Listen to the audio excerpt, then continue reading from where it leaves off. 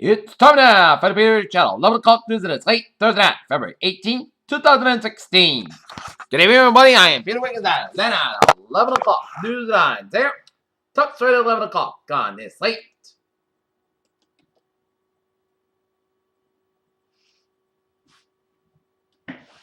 Thursday night, here is a court order requiring Apple to create a way to help law enforcement and get access to a terrorist smartphone amounts to an unprecedented stretch of unintegrated law, one that is likely to spark amplified pitted privacy against national security.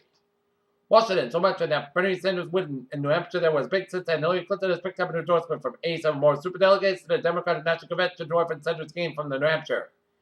It is the most audacious attack yet of a public figure. Donald J. Trump favored to risky political territory on Thursday. Atlanta Pope Francis sacredly galvanized Republicans who worry about border security and appeal to the evangelical.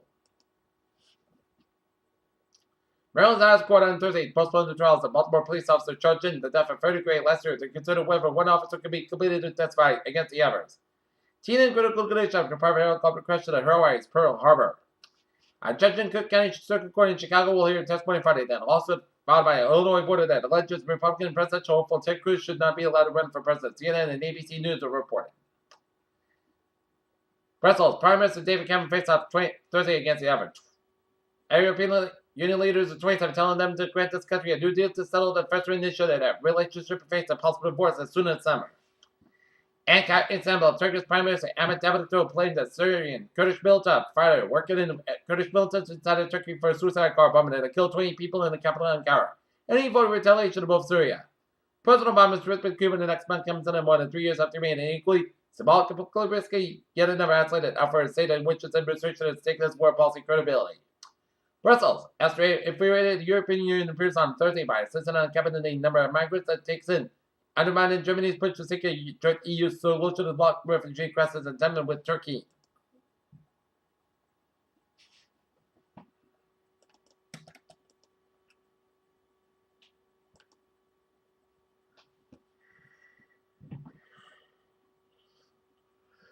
Washington. Deputy Secretary of State Tony Blinken met with a senior South Korean official to discuss ways to expand North Korea's sanctions. Miami, a suspect and activist allied with an anonymous witness what about an FBI was captured this week after U.S. West Cuban Sea by near Cuba, authorities said. In Amherst, Massachusetts, the University of Massachusetts student was injured in an armed assault that led to a campus-wide shutdown on Thursday. UMass Police Chief Tony Parham said. Houston, the Texas state trooper pulled up a slender man and now faced a perjury charge of the case remains on a payroll even as a federal judge heard arguments Thursday on whether a wrongful death lawsuit should be delayed until the police trial. Corral, California, the investigation of the Sudbury terror attack that killed 14 people burst back in the public view Thursday when FBI agents searched a home in the apartment gunman Syed Rizwan Farouk. Police, firefighters, and rescue workers worked to the scene of a construction accident involving a crane and a falling generator at the French home of Whipping Fire Construction in Hanover, New Jersey.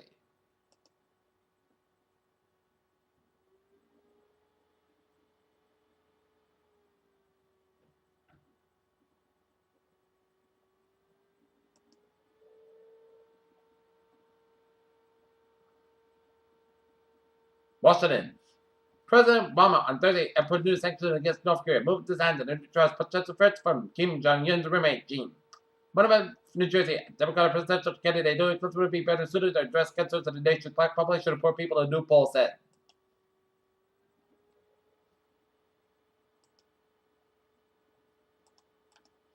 Tokyo, Singapore, Asia shares slipped from near 3-week highs on Friday as rallying in oil prices reversed and investors remain cautious about the outlook for the global economy.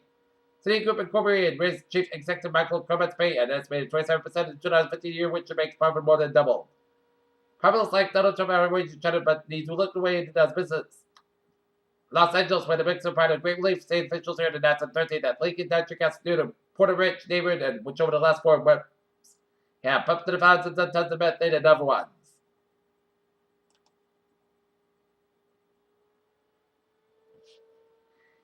Change Singapore, pilotless aircraft that's given a contract to Finmec to supply airborne communication systems 49. Australian Defence Force PC-21 trainer aircraft. Wharton in England, BAE subsequent in its final assembly for the first Eurofighter Typhoon to be delivered to the Royal Air Force of Oman.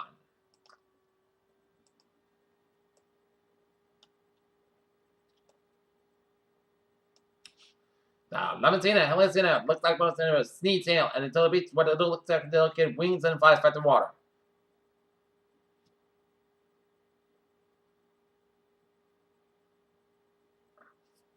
Global health officials have said that Zika virus is spread in the Americas and could affect up to 4 million people. The race is not developing a Zika vaccine. A decade later, it's sent available for stroke prevention. The use of benzodiazepines such as Xanax and Valium on the rise, and the number of overdose deaths related to them soared in recent years, new research said. Blockbuster drug improves survival for definitely form of stroke.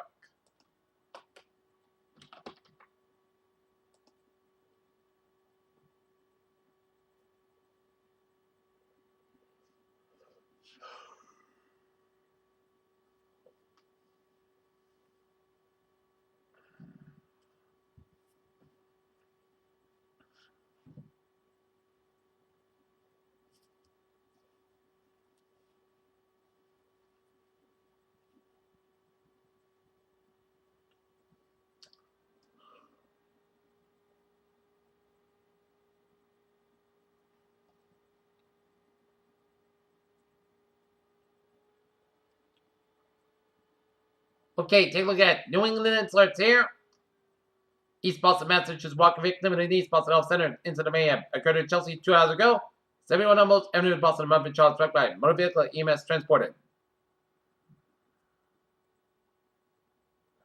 In Malton, Middlesex County District Attorney Marion Brandon and Malton Chief of Police Kevin Moss have announced that arrest warrant is issued for the suspect in the murder of Colleen Russell, 36 of Malton, for lost in a motor vehicle. The suspect invited 35-year-old Kenneth Manning of Malton.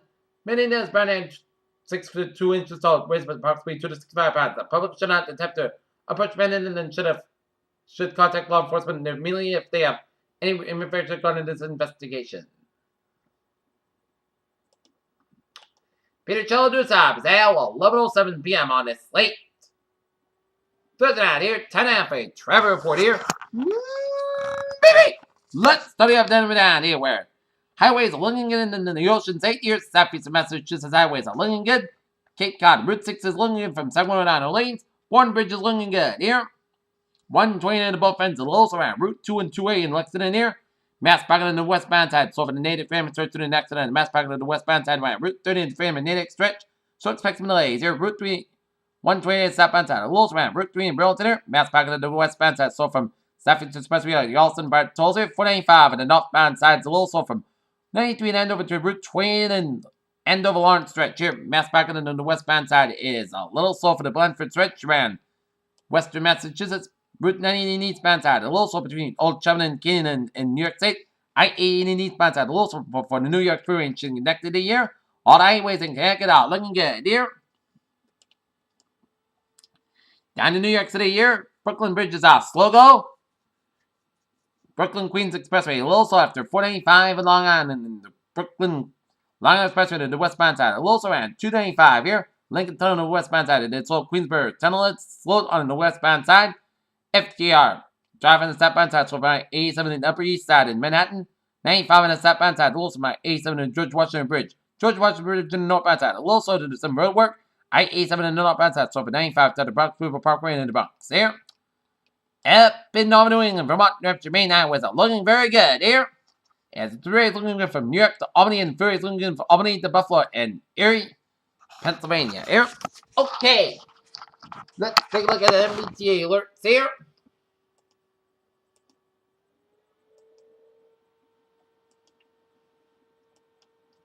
Due to a major Amtrak signal system failure at the stop station, many commuter rail trains unable to access the departure stop station on further notice.